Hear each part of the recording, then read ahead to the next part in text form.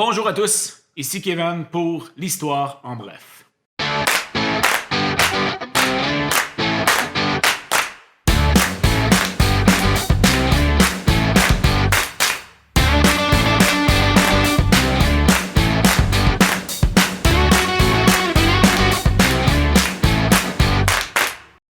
Je vous remercie d'être là aujourd'hui. Je sais que ça fait un petit bout que j'ai pas fait de vidéo.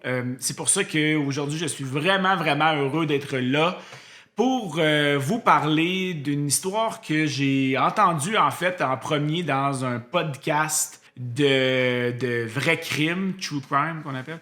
Donc, évidemment, il n'y a pas vraiment de crime ici, comme on va le voir, là, mais je trouvais que cette histoire-là était vraiment intéressante, entre autres pour l'histoire du Canada, mais aussi pour comprendre un peu le contexte historique à cette époque-là. Donc, sur ce, on se transporte en Nouvelle-Écosse. Pour ceux qui savent, la Nouvelle-Écosse était une des 4 provinces initiales à l'époque de la Confédération en 1867. On se transporte plus précisément dans sa capitale, Halifax. Le nom Halifax provient en fait d'une région industrielle près de Yorkshire, en Angleterre. La population de la région municipale d'Halifax, c'est son nom aujourd'hui, compte environ 413 000 habitants aujourd'hui en 2021. Halifax est reconnu pour plusieurs choses, dont sa magnifique horloge au centre-ville qui a été construite en 1800 par le prince Édouard. Bon, peut-être pas par le prince Édouard, mais disons que c'était fourni par le prince Édouard. Halifax est surtout reconnu dans le monde pour son gigantesque port, appelé Chebucto par les Micmacs de la région, ce qui veut dire le plus grand port. Même si ce n'est pas le plus grand port en tant que tel dans le monde ou encore le plus profond, il est un des plus profonds dans le monde. En fait, au plus profond de la baie de Bedford, on se retrouve environ à 71 mètres de profondeur, ce qui veut dire 233 pieds. C'est pour cette raison que ce port-là sert de transition, en fait, très souvent provenant de l'Europe vers le Canada ou encore vers les États-Unis. Aujourd'hui, je vous parle d'une histoire plutôt triste en lien avec ce port-là. Je vais vous parler de l'explosion la plus puissante avant la bombe atomique de 1945. Je vous parle donc de l'explosion d'Halifax. Dans cette explosion-là, plus de 2000 personnes vont perdre la vie, plus de 9000 vont être blessées et plus de 25 000 vont devenir instantanément sans abri. Après plusieurs décennies de ralentissement économique, la Première Guerre mondiale va vraiment être vue comme quelque chose de très positif pour la Nouvelle-Écosse et pour Halifax, tout simplement par l'affluence qu'il y a dans son port. À cette époque, c'est vraiment l'un des plus grands ports sans glace utilisés dans le monde. On se porte donc en 1917 à la fin ou presque de la Première Guerre mondiale. La ville d'Halifax compte environ 50 000 personnes qui y vivent, mais va grossir de façon exponentielle durant la Première Guerre et après. En plus de servir d'endroit de transition à l'effort de guerre, le port accueille et exporte aussi beaucoup de biens provenant de l'Europe ou s'en allant vers l'Europe. Économiquement, on pourrait dire que la Première Guerre mondiale est quelque chose de super positif pour Halifax. Puisque le port a vraiment une popularité extrême, disons, par la Triple Entente, donc les Alliés durant la Première Guerre mondiale, plusieurs résidents d'Halifax craignaient une attaque allemande. Pour cette raison, la toute nouvelle Marine royale du Canada, créée en 1910, a installé une panoplie de fortifications et des filets protecteurs dans l'eau contre les sous-marins allemands. Ces protecteurs-là vont jouer un rôle important parce qu'ils sont mis que la nuit. On va voir que ça aura aussi un impact très négatif dans l'histoire de l'explosion d'Halifax. Comme mentionné, il y a plusieurs bateaux de guerre dans le port d'Halifax, mais il y avait aussi plusieurs bateaux de ravitaillement, dont des bateaux de transport de marchandises. Pour être franc, c'était vraiment le chaos dans ce port-là durant la Première Guerre mondiale. Il y avait beaucoup plus de bateaux que ce qu'il devrait avoir, en fait. Et c'était très compliqué de comprendre qui était en charge du port d'Halifax durant la Première Guerre mondiale. Évidemment, puisqu'on était en situation de guerre, c'était la Marine royale britannique qui était en charge de l'armée canadienne et par le fait même qu'il devait être en charge de tout ce qui était en lien avec la guerre, dont le port d'Halifax. Donc, c'est vraiment eux qui avaient la responsabilité de l'entrée et de la sortie du port. Plusieurs spécialistes à l'époque, après l'enquête, entre autres, étaient même très surpris qu'une catastrophe dans ce genre-là n'était pas déjà arrivée, parce que, on va le voir un peu plus loin, quand que tu donnes la permission à autant de bateaux d'entrer dans le port, inévitablement, il y aura une collision à quelque part. On parlera de l'explosion un petit peu plus tard. Ce qui est important, c'est de mettre en contexte parce qu'il y aura une collision entre deux bateaux. Le Imo, donc un bateau qui était un bateau norvégien qui était supposé amener du ravitaillement vers la Belgique. La Belgique était un pays très touché durant la Première Guerre mondiale et la plupart de la population vivait de la famine. Donc, il y avait beaucoup d'aide des Alliés qui étaient envoyés vers la Belgique. Même que le Imo avait un drapeau sur le côté qui était écrit Belgium Relief pour être sûr que les bateaux ennemis comprennent que ce n'est pas un bateau d'armement, que c'est un bateau neutre. Ce bateau-là était dans le port d'Halifax, plus précisément dans le bassin ou la baie de Bedford, et devait aller se ravitailler dans le port de New York pour ensuite se diriger vers la Belgique. C'est aussi important de comprendre que le port d'Halifax interdisait, avant la Première Guerre mondiale, tous les bateaux contenant de l'armement ou des explosifs en raison de sécurité, tout simplement, parce que le port est vraiment à proximité de la ville et donc des gens qui y vivent. C'est pour ça qu'on va parler maintenant du Mont-Blanc. Le Mont-Blanc, c'est un bateau français qui contenait 3200 tonnes environ d'explosifs. Il y avait du benzol, qui est un carburant très explosif, du TNT et de la nitrocellulose, qui est aussi un gaz très explosif. Je pense que vous pouvez un peu imaginer ce qui s'en vient, mais on va voir étape par étape ce qui s'est passé. En fait, le 5 décembre 1917, le Imo est supposé se mettre en route pour le port de New York. Malheureusement, pour cette histoire-là, ça va prendre une journée de plus pour ravitailler, donc ajouter le charbon, le carburant, dans le Imo pour qu'il soit prêt à partir pour New York. C'est pour cette raison-là qu'il ne quittera pas le port avant le 6 décembre finalement. Autre chose à mettre en contexte du côté du Mont-Blanc, le Mont-Blanc arrive de la France avec des armements et puis il va arriver un peu trop tard à cause d'une tempête. Je vous souvenez ce que j'ai dit tantôt, les soirs ils mettent les filets protecteurs pour les sous-marins, ce qui veut dire que les bateaux ne peuvent pas non plus entrer dans le port et doivent attendre à l'extérieur du port. Le Mont-Blanc va attendre à l'extérieur du port et devra attendre au matin quand ils vont enlever les filets pour se rendre là. C'est important de comprendre aussi que le trajet pour se rendre jusqu'au bassin est extrêmement mince. C'est un trajet qui doit être fait à deux voies, un peu comme les routes au Canada finalement. Avant même que je vous explique qu'est-ce qui va se passer, il y a plusieurs choses à mettre en contexte. Le Mont-Blanc, premièrement, n'a pas de drapeau indicateur disant qu'il a des armes dangereuses à bord. C'est tout simplement parce qu'on est en situation de guerre et on ne veut pas donner d'indices de plus à l'ennemi, tout simplement. Donc, on n'a plus le droit d'indiquer quels sont les bateaux avec ou sans armement.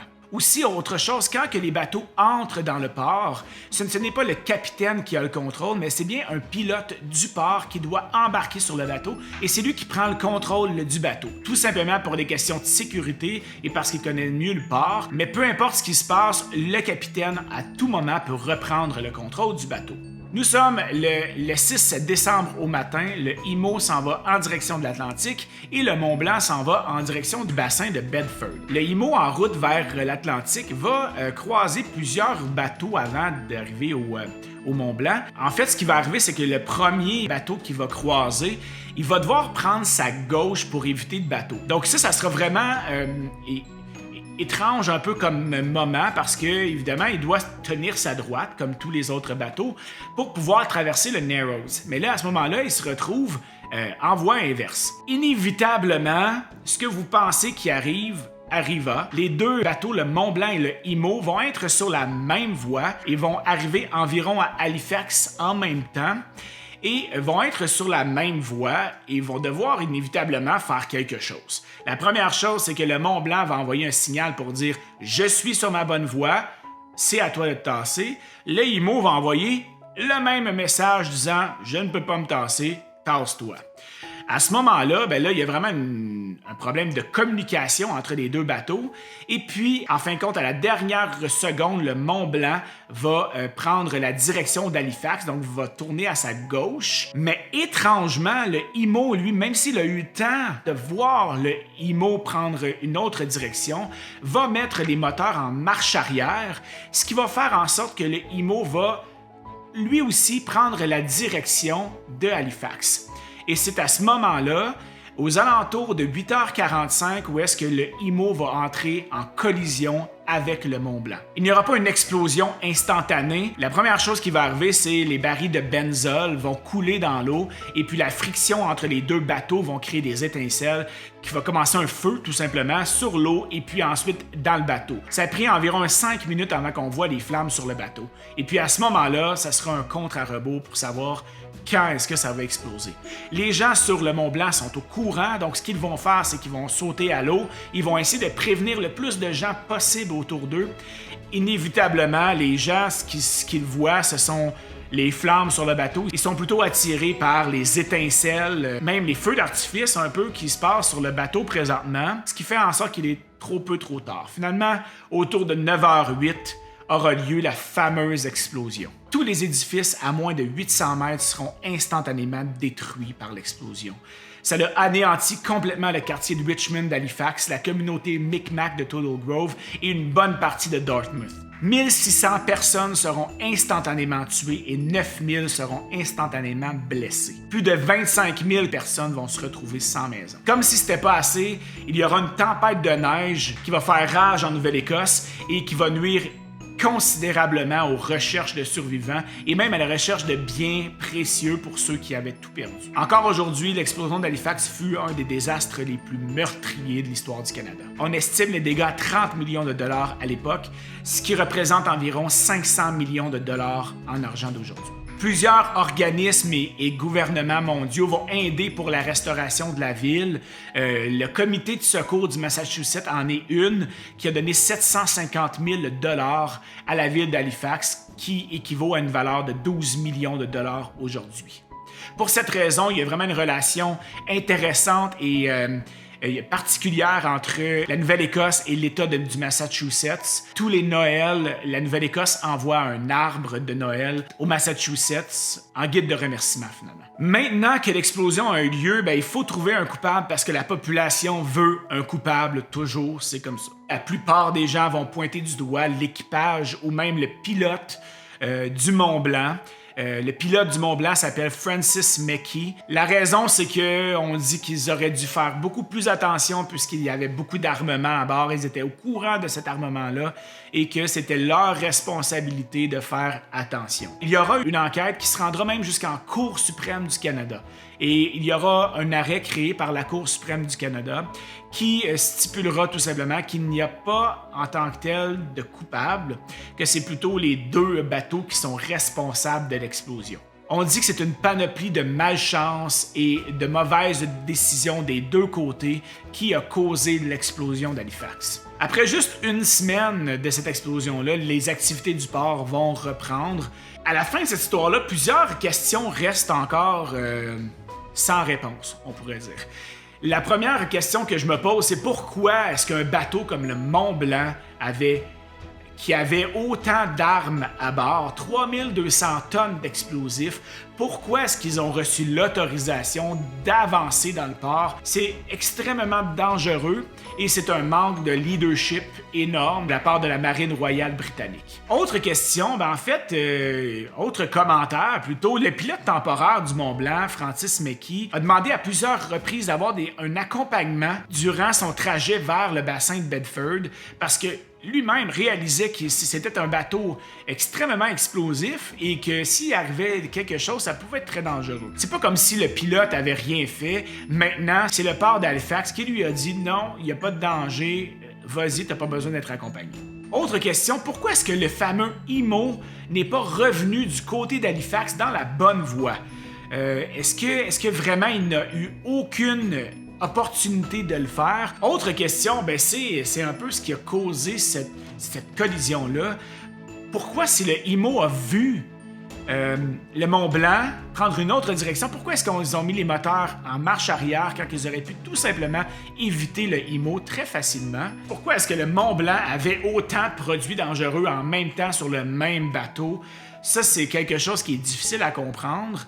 3200 tonnes, c'est vraiment exagéré si on compare aux autres bateaux à l'époque. C'est vraiment une panoplie de malchance et de mauvais choix qui a causé cette explosion-là. J'espère que vous avez apprécié la vidéo. Si vous avez des commentaires, n'hésitez pas à les mettre dans le bas. C'était Kevin pour l'Histoire en bref.